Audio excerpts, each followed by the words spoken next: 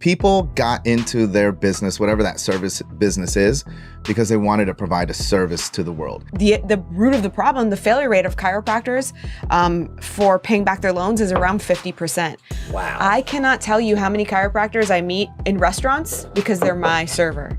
Or servicing me, like in the AT&T, I met somebody the other day, I was there, and he was like, I used to be a chiropractor. Because they come out exactly that, disempowered, disillusioned, and not taught the basics.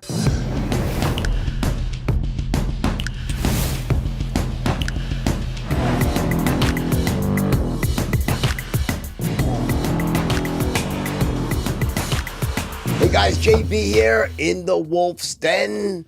Great guest today. Very interesting angle here on sales and persuasion.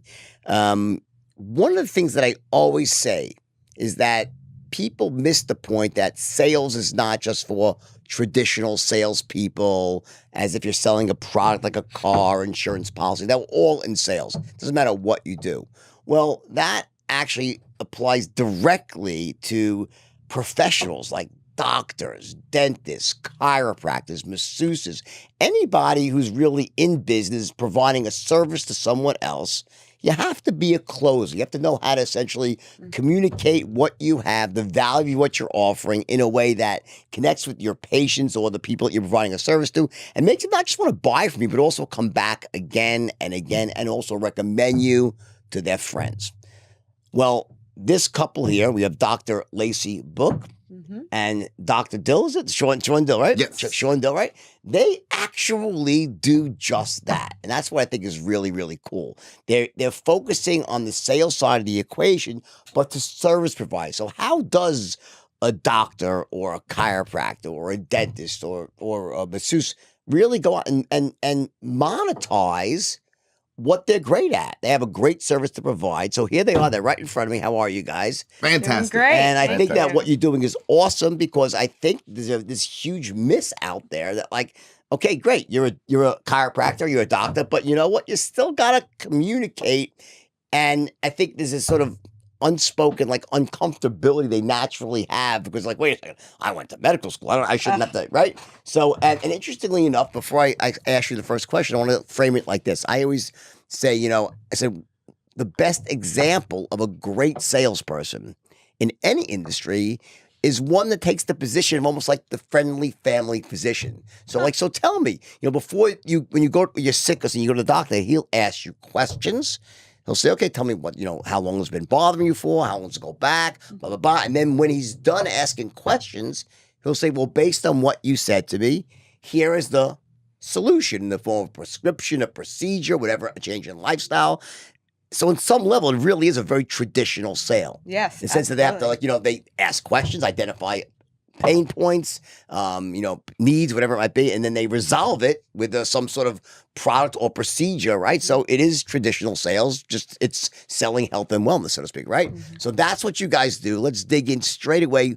What do you think is the cause of this? I think we all agree with some inherent uncomfortability of most providers of what you do. They're like, I'm not in sales. What do you think that comes from? Service. Yeah. Right? So the struggle is real. Yeah, and it's real. And providers went to school to provide a service to the world. And they feel like my calling is to go out in the world and help the world. And I shouldn't have to sell it. And as soon as I start selling it, then I'm selling out the service. I'm cheapening myself. Yes. Yeah. And people should just want what I have. I shouldn't really have to tell people or sell it because people should just want it. Don't people want to be healthy? Why am I advertising? Why am I marketing? Why should I have to convince you to do what I want you to do? Sure. Okay. And that's a valid. So that's one aspect, all right? I guess the answer is though, because there are many people provide the same service. So how do people know why should I choose you?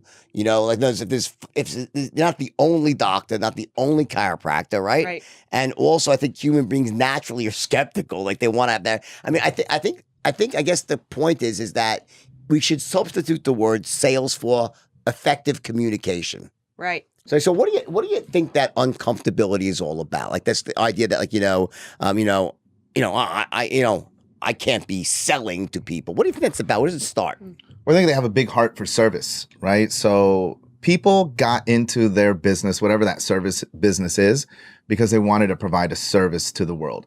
And the idea that they have to sell it, that's a hard thing for them. Like, I feel like I should just say, hey, I basically hang my shingle. I'm a doctor, I'm a dentist, and people are going to come and see me just because I said. Sure. And the idea that I have to sell it is uncomfortable. One of the things that, Lacey and I are super passionate about is that we believe that probably the best artists, clinicians, musicians, people that provide services are unknown because they refuse to market or sell. Interesting.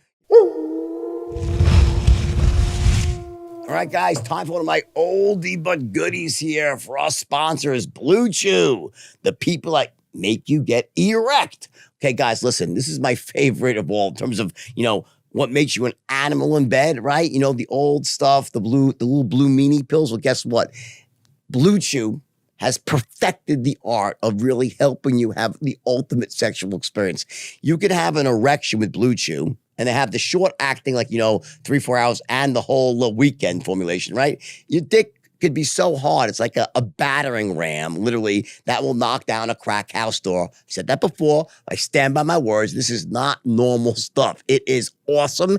It is by a doctor, U.S. physician, will make sure that it's safe for you. You're getting it made in a U.S. pharmacy, so you're not going overseas with ineffective stuff, by the way. You want to check this out right now, and here's the deal. This company, Bluechew, they're so confident in their product. It is awesome, by the way, okay, that you get to try it for free. That's right. You just pay the shipping and handling. Let me give you the exact details here. You go to bluechew.com. Your first order is free when you use the promo code WOLF. Just pay $5 shipping and handling. That's it. It's bluechew.com/wolf. Again, they have the short acting. They have the weekend formula. All right. Have some wild sex on Bluechew. Take care. It's funny. I actually agree with you on so many levels. For instance, my parents, right? Brilliant, hardworking, educated, both of them CPAs, and we were broke as a family growing up. Why? They thought selling and marketing was evil.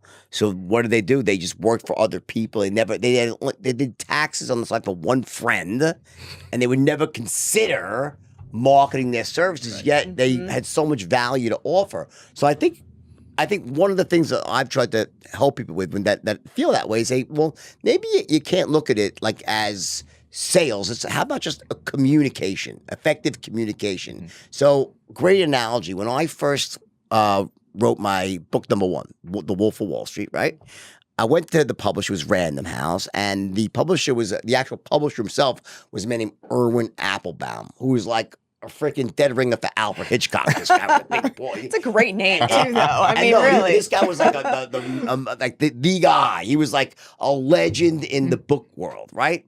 And he was this really big, soft-spoken guy with the kind of gray beard, like a sage guy. Like, you just thought the guy was gonna, like, smart shit would just come out of his mouth. That sort of guy, right? And he looks at me, we're talking about my book, blah, blah, blah, blah, blah. He goes, just remember one thing about the book industry. He says, people don't buy books. They get sold to them. And I was so shocked coming from this guy who looked like he was anything but a sales-oriented guy. But the point is that it doesn't matter how good something might be. People have to be made aware of it, which to me is like the marketing side, is actually creating awareness. And then someone's got to say, hey, let me tell you why you would enjoy this, why this has value, why we think you'll connect with it. So even an industry as boring as books, they were keenly aware of that without the sales side, right? So what you guys do is you market to that group of people, essentially. You essentially provide value to them by saying, okay, you've all worked really hard. You spent all these years to learn a skill that can benefit people. Let me show you now how to essentially explain the value that you have to your patients in a way that connects with them, and they'll essentially also purchases the services that they agree to the treatments, right? So as a chiropractor, you do a lot of chiropractors? Yeah, lots of chiropractors, lots of people in the healthcare professions, for sure. So what would you give an example here in your, from the way you teach them, is what would be a way that you would like say to a patient, if you're a chiropractor, like, I want you to, like, it doesn't really make sense to like just get adjusted once, right? To really do this right, you really need to have like a 12-week program here, and it's like sort of a longer term. You need them to buy for a a package deal, right? Is that kind of one of the things you would try to get them to do? Absolutely. And you know, clearly we are longtime students of straight line system, right? And so, you know, pre-qualifying, something that they don't like to do, like on the phone, people ask questions like, how much does it cost? How long do I have to go? They ask, do you take insurance? Oh, and the answer, you gotta love this, because the answer is always, it depends. That's like the worst sales process on the planet. Everything depends. It just depends. Right? That's what they say. Like pre-qualifying in the health industry is almost non-existent. So this concept is very out of the box for them. So part of what you teach someone is it? So I guess your service, like what your method is, like, from the first moment that phone rings, that's where the relationship begins, right? When they and maybe even before. Yeah. Right? Because through the marketing process, maybe we've met networking. You know, people ask, right? Like, you know, hey, so you're a chiropractor. Right there, if somebody asks me a question, you know, why do you ask? And I begin that process of diving into what are you looking for? What are your needs? Maybe you're asking for a friend. Maybe you're asking for a family member. Maybe you're asking for yourself. And then the process of how I would qualify that and then move eventually into the sales is going to differ based on what you're asking, based on how long have you had your situation, what's going on, what I think. You know what, this is what happens in the healthcare world. People think that they can't issue any criteria whatsoever unless you've come in and I've done a full-blown physical exam and I've figured everything out. And, you know, when we began talking about medical doctors doing, you know, questioning and then coming up with their recommendations. That's some triage though, right? Right, but like a form of consultative selling, right? That's really, in essence, what it is. Yeah. Why can't that process begin even through marketing, right? Because you're marketing headaches or you're marketing back pain or you're marketing cosmetic surgery. So the people that are calling or engaging you necessarily, you know where they're standing. You know kind of what the outcome is that they're trying to achieve. And based off your experience, you know more or less how long this is going to take. It's not like you don't have an idea. And then based off of that, you have more or less an idea of how much it's going to cost. And it's weird how people won't share that, right? Like it's a mystery. Like I can't tell you. It could be $1,000 or it could be $50,000. You have to come in, and then I can reveal that to you, right? Got it. Okay.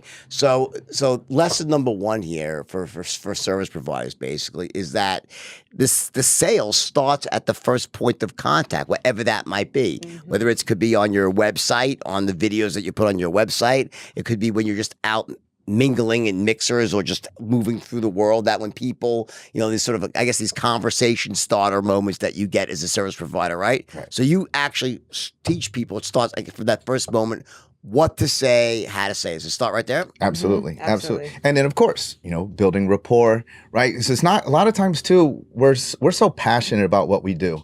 And so we only have the capability of talking about one thing, right? So it's like you say anything. You say, well, I was playing tennis and my shoulder, and I go right to, I can help you, I'm a chiropractor. Versus having a conversation with another human being who is experiencing some sort of a physical ailment and who may have other options on the table, right? Sure. Yeah. So that's like the example of almost like when you're, you know, asking qualifying questions. The rookie mistake is, case closed. Pulling the trigger a little too quickly. Right, exactly. Versus like, tell me, well, really, so on, right? Versus sort of amplifying pain, trying to resolve pain while you're asking questions, right? Well, one of the things that we've always taught too is the 10 out of 10, right? 10 out of 10 on your service, 10 out of 10 on you, and 10 out of 10 on your company. And that, again, is one of those out-of-the-box things because they are so passionate about their service.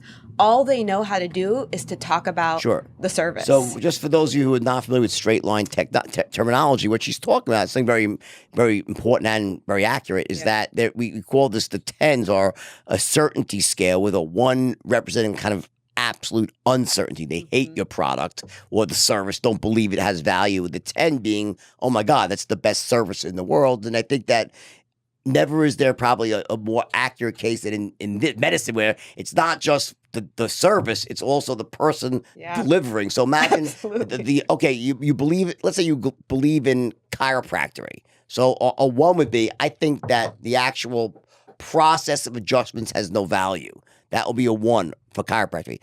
I think, oh my God, getting adjusted and realigning your spine and so forth, that's the greatest thing in the world. It's going to give me back my hearing, all the stories, whatever it might be, eliminate my pains. That's a 10. They're absolutely certain chiropractic itself is great. That's your first 10.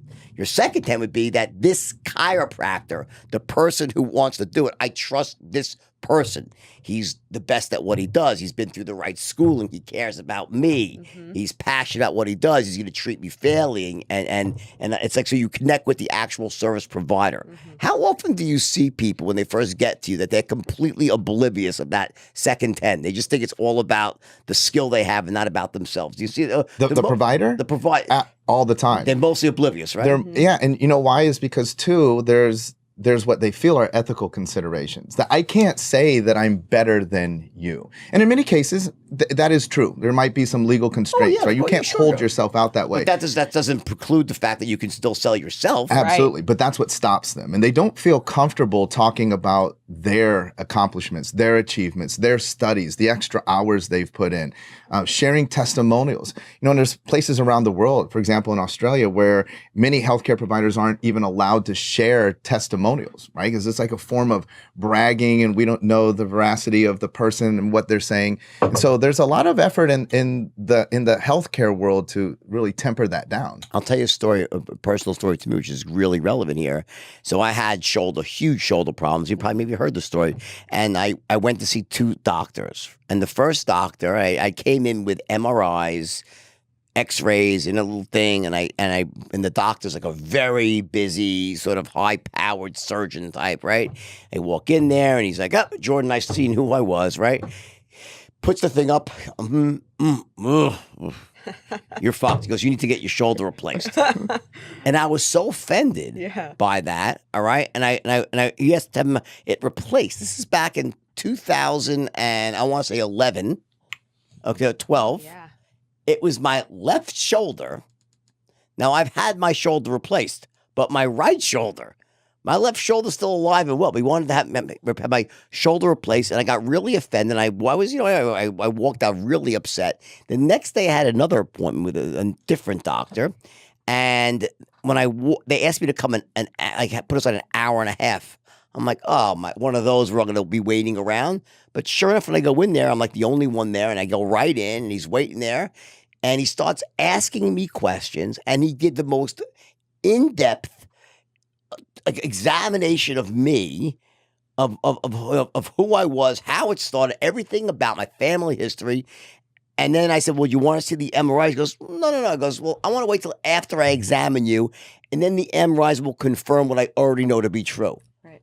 And I was like, "Holy shit!" I'm like this, and I'm texting my wife, "This is the best doctor in the world." He hadn't even done anything yet. Right. And I thought he was the single best, and it turned out that he was. Yeah. And he actually cured me with my shoulder. It was just some nerve plexus thing I had, and they treated it, right? It was incredible. But I think there's this lack of understanding of service providers, of how important that period of asking questions to people and then really listening to the answers, not, as you said, jumping the gun and saying, "I got you covered right now," but really digging out what's causing someone pain, where it really started, and also how they respond when I'm speaking and when someone's like looking at me and I'm really engaged, and you could tell that they care and so forth. So when you're doing these boot camps or day camp, summer camps. I like that better, by the way. I think of like a sleepaway camp when I was a kid, and going swimming in the lake, what I'm saying? Having a good time, causing a ruckus, sneaking out into the bushes with the girls, from the other side of camp, right? I got thrown out one year for that, but anyway, So I always say I could trace back all my problems to women, not your fault. Right? Hey, you guys married, by the way? We are. You are. Yes. I had a feeling you are. She's back. I know. He's getting kicked underneath the table. You've had that happen before, right? Oh my God, no idea. I know I have to have like an artificial joint. You have strong shins from all the heels. Story again, I'm like, oh, what story? What are you talking about? Like if I say, oh, don't even. Yeah. Anyway, so getting back to business though, okay. So tell me about these, and I'm actually speaking at your summer camp this year, right? I'm bringing a bathing suit, okay. But tell me the basis of what you teach, right? Is it a formalized program where like step by step, where it's divided into there's 4 chunks or 10 chunks? How do you do it? Well, so first of all, summer camp, sort of our crown jewel. It's our big yearly event. It's our annual growth conference for service providers. Last year we were in Miami, had around 400 people there. Wow. People like Jay Abraham, Roger Love. Friend, right? Yeah, Love great, Jay. right? This year we have Eric Thomas and yourself. Right. We're bringing in a host of people. We bleed out our speakers over time, so you'll be, by the time this hits, you will have been announced as our next keynote. You're our Christmas present. You're to our the Christmas people present that to are the coming. world. Yeah, that's nice. And basically, service providers coming together to learn better strategies for marketing, sales, and then of course mindset too, which is a whole other ball of wax. Let's talk about that. Where that's a difficult So thing what as do you well. see the biggest problems with like the on the mindset side of the equation? Money. Money mindset for sure. And it's not cool to be rich as a There's service shame provider. around it. Like Really? service providers actually feel shameful for being rich or making money off of their service. Because their colleagues Not think, in L.A. no, absolutely. We actually work absolutely. with doctors Yes. in LA that Really? are very shameful for There the are- amount of Well, money you've they done a make. good job because the ones I know are not shameful at all. Well, at least not scared to charge. Yeah, well, that's the good thing is I think it's becoming a trend because of insurance reimbursement sort of getting tight. And so a lot of doctors, most of them that are doing extremely well, have gotten outside of that insurance world, which then if you are not taking third-party reimbursement, then you better know how to sell because you're going to have to convince somebody to go into their pocket and pay for your service. Those people are able to command higher fees because they're not restricted by insurance contracts and whatnot. And they're making a lot of money. But here's what happens is that the other providers look at them and they think you must be doing something shady. I mean, you get it. It doesn't matter. Any industry, if you're excelling, there are those that are like, you must be cheating. You must be doing something wrong.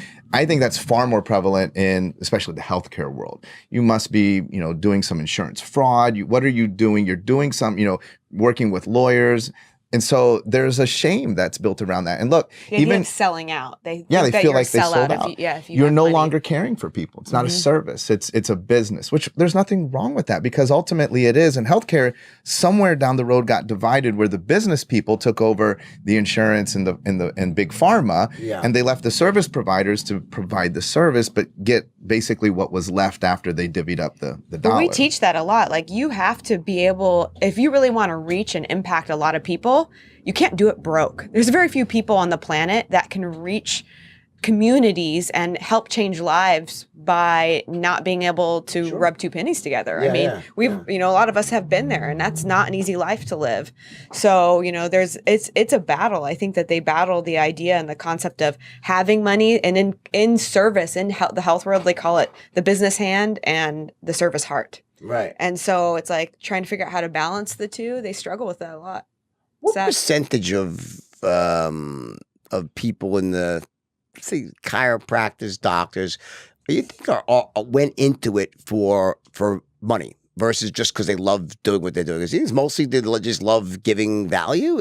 I'd say maybe 50-50. And I think what happens is in school, something happens to you, right? You get indoctrinated because look, anybody who's like, that tells their family, I'm going to be a doctor, the family at Thanksgiving is probably like, yes, this is going to be great. Doctor, lawyer, etc. But I think once you get in school, you begin to be indoctrinated a little bit unconsciously that it's not cool to go out and make a lot of money. You're taking advantage of people. You're taking advantage of the system. Personally, we don't think that's true. We think that you should be, especially if you're providing a service that's saving people's lives. It's almost like teachers too. Somehow teachers became allocated to not having a very big paycheck, right? Right, which I think is terrible. It's horrible. Right, same thing. You're providing the biggest service to humanity. That's really, again, that's our passion, is that people that are making the biggest impact, and you see it on now because we have social media, but you'll see these teachers that, are second grade and they're making a massive impact, but they're making, $30,000-$40,000 a year. It's super sad. I'll tell you, when I went to, I spent some time in dental school, believe it or not, one day. and the reason why it was one day was exactly what you said. They tried to do that. And so when I got into the school that day, was orientation, and the dean stands up, and there's like 105 of us. It was the Baltimore College of Dental Surgery in Maryland, right? And he's like this white-haired guy, white jacket, very dental looking. I was like, this is okay so far, right? And he's like, welcome to the College of Dental Surgery here in Baltimore. You should be proud to be here. Dentistry is a wonderful profession, blah, blah, blah. I'm like, all right, so far. And he goes, but let me say this. The golden age of dentistry is over. If you're here to make a lot of money, you're probably in the wrong place. I'm like, what the fuck? I'm in the wrong place. And I got up and I walked out. I dropped out the first day. I was like, this is not for me. But I've had a lot of kids that stayed there. They heard that. And the conditioning started right there on day one. Like, if you're here to make money, you're probably not in the right place, I'm like, oh, so I should just want to stick my hands in people's mouths because I like it? It's like I love cleaning freaking toilet bowls. Honestly. You got to have some sort of monetary incentive. Now, that being said, I think the truth was that there's a lot of really successful dentists that make a lot of money, and there's others that don't make as much money. It's really up to how you want to approach it as a business. So what you do is show them how to approach it as a business to make money and without sacrificing their integrity or the value they deliver, right? 100%. Right? Yeah, I think one of the things that service professionals get in trouble for is actually what you were talking about earlier. So we've got this idea of 10 out of 10 on the service, then 10 out of 10 on the individual, and that's where they stop. And so you go to a doctor's office and it's all built on him and his charisma or her charisma, and then what happens? And then what happens when they die? All those people aren't taken care of. So there's no scalability in a lot of these service professionals because they don't know how to scale a company. They only know how to scale themselves, and that's dangerous, right? So they're not really building an organization around it. No legacy. It's really not a culture. No systems, no processes, no way to do anything. So you cover that as well. Yeah, they're like, scripting? What? Right. You want me to script my sales conversation out? I mean, that's just... I'll tell you another great example is with I've had so many. It's interesting because I really believe that there's this huge opportunity in this area of service providers not knowing how to close. Massive opportunity. And it's just like I went to the dentist once and I tell this is a really funny story, and I had a sinus infection that ended up I had to get like this thing called a Colwell local. They drilled through my top of my sinus. I ended up getting a tooth infection from that. I ended up getting a root canal, and the root canal didn't take. I had another one. It finally it had to get yanked out, and they had to replace this tooth. So doctors, you have two choices. You can either get an implant where the screw, or some bridge, right? Because, if you go for the implant, it's going to take you like 6 months or so. But once it's in there, it's permanent. It's great. But I said, fine, I'll do the implant, right? So the guy does the implant, right? And he puts the screw in. It has to set. So he puts like a temporary tooth, like a cap over this implant. So it's like, but it's not in that secure, and it's like not made that well. So it's like it kept cracking when I would eat something, and it just drove me fucking crazy. I had to go back to this doctor again and again. And finally, I was so fed up with having to get this cap. I'm like, listen, I said, can't you make this cap out of like some super industrial strength titanium alloy? He goes, yeah, well, then we got to go to the lesson. Just go to the frickin' lab, get it made once right. So he does that. And the guy goes out and he gets this beautiful, like titanium temporary, with enamel colored over it, so you wouldn't know, right? He puts it in, the thing fits like a glove, boom, built to last, and that's that, right? So now I'm sitting there with this screw in my mouth, and there's but then there's the tooth over it, right? And it was the greatest tooth ever. So what do? I said, well, fuck it. Why should I even finish this? Right. Keeping the titanium tooth. So now I keep the thing in, all right? I'm like, fuck it. I never get the implant in, right? So I was just sitting there. So this goes years go by.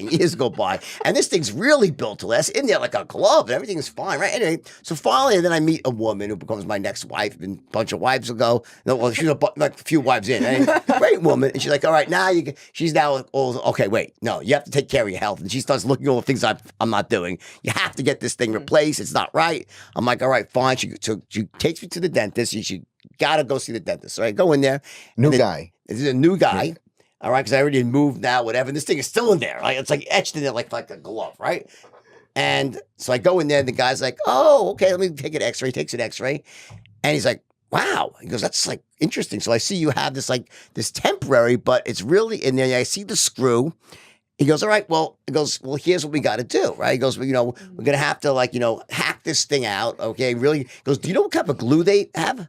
They use. I'm like, what? He goes, well, I don't really, because, I don't want to if we can dissolve it the right way, it'll be less painful. I'm like, what the hell? Then he goes, also, I can see if you could find out the type of screw that we could save some time. I'm like, screw you, right? Anyway, so he goes, the whole thing, he goes, well, listen, he goes, here's the deal. He goes, we'll get this done. He goes, I can get it done. I can yank it out the next visit. He writes that gun. Here's the cost. And he hands me a slip of paper. He goes, this is the cost of a new tooth. It was like $4,500. So what did I say? I said, okay, great. Yep. Let me think about it. I said, let me think about it. I took the thing back, right? And I went home and thought about it. No fucking way. I'm like, I'm not going back. This guy did the worst thing ever. He made I'm going to have short-term pain in my life. All right. What's the point? I'm saying this thing's fine. What the hell, right? Anyway, so another year goes by and I still have this thing in my mouth, right? Finally, I go to another dentist. Okay, for something else, whatever, some other part of my mouth was fucked up, right? So I go to this other, and she does it. She looks at it, and she's like, and she goes, what is this thing? So she goes, listen, let me tell you the truth. Honestly, yeah, you could keep this temporary in there, but honestly, one day you're going to be in the worst way. You travel around, it'll crack on you, it'll get infected. I think it might even be infected right now. Maybe you have a lack of energy. I'm like, pull the freaking thing out right now. And I gave him my credit card, $5,000. One person did not know how to sell me a tooth. Right. And the other one did. Yep. It's a classic example, okay, of a service provider that literally lost, as a dentist, that's a $5,000. He's probably, what's his margin on that? Probably 50%, I guess. Oh, more. At least, probably right? More. But the guy couldn't sell me a tooth. Yeah. Because he didn't know how to explain to me. All he did was said, okay, wow, it's going to really hurt. And I said, pull it out. And then and you're screwed, and it's going to be terrible. It'll make me do work. Can you call and find out what screw they used? Yeah. I'm like, what the hell? Versus a woman, all she had to do is say, well, I could just tell you this, one day you'll be traveling in Africa or somewhere and you'll bite down and it'll crack. And then what are you going to do? Yeah. Have some witch doctor, take out the rusty sword and take it out. And I was so fast. So I think in that, it illustrates almost like this idea that, no matter what you're doing, whatever service it could be, whether it's teeth, medicine, chiropractor, or all the other, what are some of the examples of people that attend your events? Gyms, social media agencies, Real estate agents. real estate, Yep. Right. artists, people that just Whatever it trading might things. be, there's going to be there's a best way to explain your service, right? And the question really, I guess what you guys resolve is how do you go about doing that, And right? it's never the technical side of it, right? Because I feel like so many people have what I call student syndrome, where they just want to regurgitate what they know, the knowledge that they have, that technical components of it, instead of like the second dentist did for you,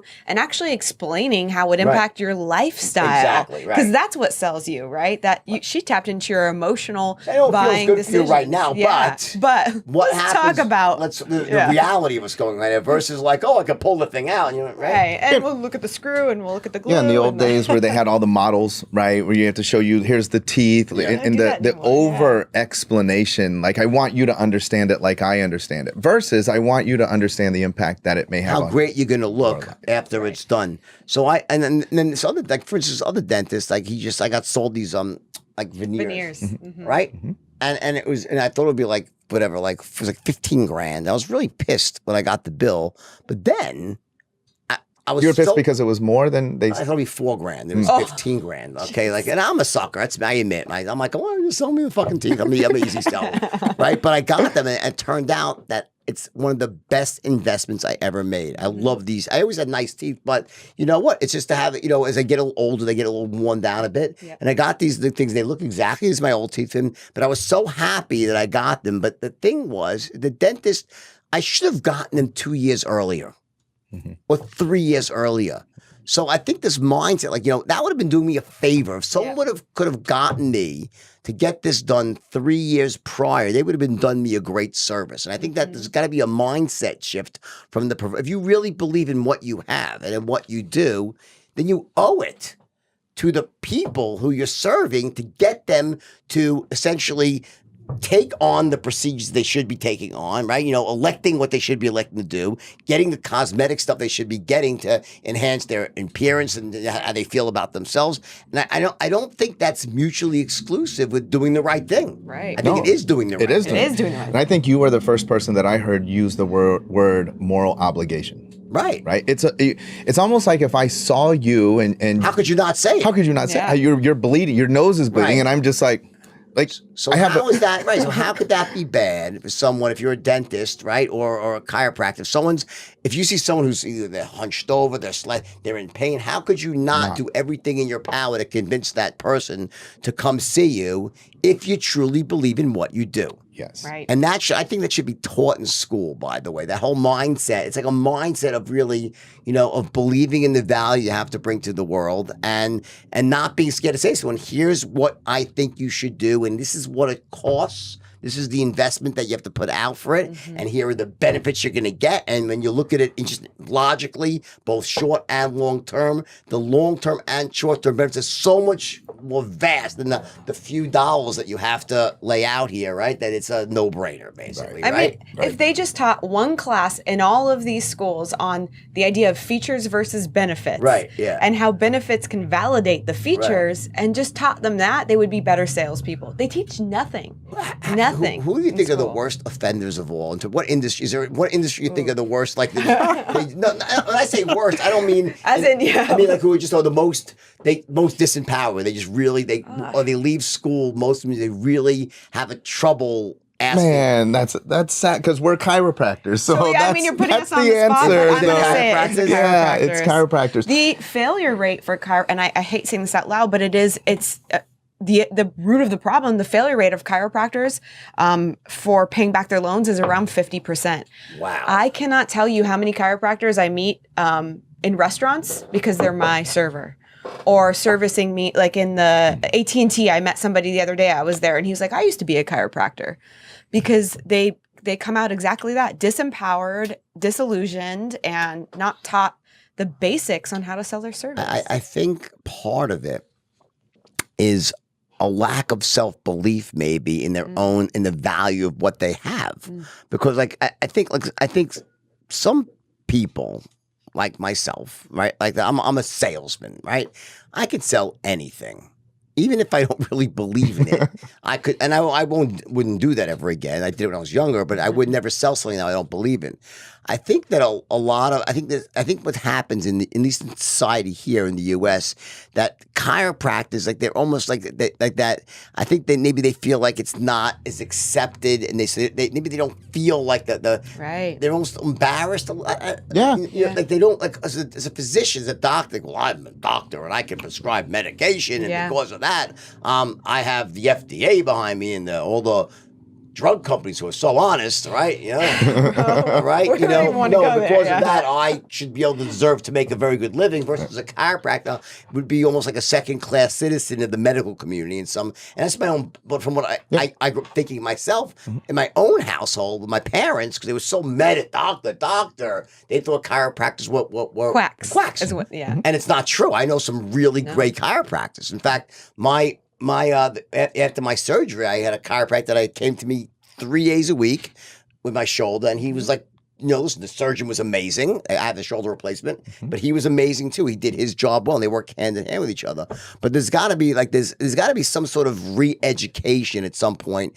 I think it should happen in the schools. Yep. But if it's not, is that some of what you do essentially? Is there like the big mindset part of the equation? 1,000,000%. Because it is chiropractors, but it's not exclusive to chiropractic because it goes on.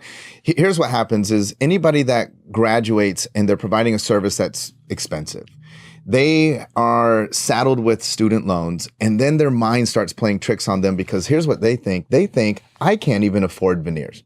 So how am I going to sell it to somebody? Okay, so that's a very important point, right? Yes. Yeah, so they start thinking with this is a problem I had with Stratton early on when I have a stockbroker who's 21 years old, doesn't have two nickels to rub together. How do I ask one to send me $1 million when I don't have it in my own pocket, right? So it's the idea of essentially not using your own financial situation to use your map of the world to judge what others can or can't afford. Right. I'll look at it a different way even, is that I think that service providers make the mistake of looking at as a value of trading time for money. Like, how much could my services be worth in 1 hour? Because, I'm a person doing something, yet the value of what you provide could have a lifetime benefit. So it's not about the hour that you work. So if I'm a service provider, and if I was a chiropractor, I would not be talking about it's not like a 1 hour treatment. Massage. That's where right in a massage, it's 60 minutes. It's right. It's so dedicated trading time for money versus by coming to see me.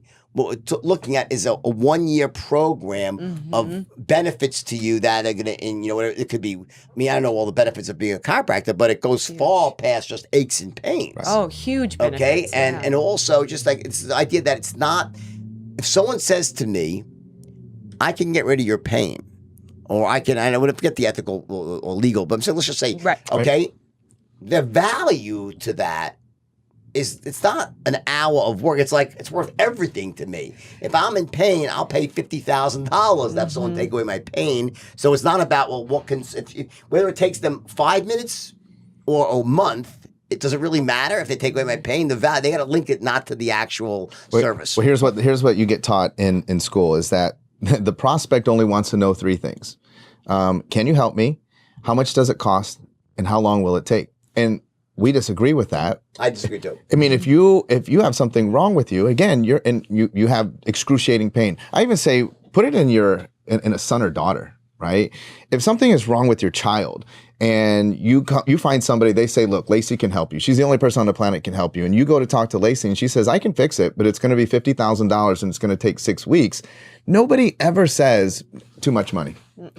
You figure it out, of course, or too long, right? But they are ingrained with this. That's what people want to know. They get slotted in. People only care about, can you help me? How long will it take? How much will it cost? And those are variables that are not that important in that world of providing a big value to somebody, right? I mean, if we're selling a cup or we're selling a table, you might be comparison shopping, but when we're talking about your health or something that has a massive need, you're not comparison shopping. You're actually looking just for the best. And if you've already stepped into that office, well, we know that people are taking action because something's been taken away from their lives. It's not like, I woke up and I had some pain today.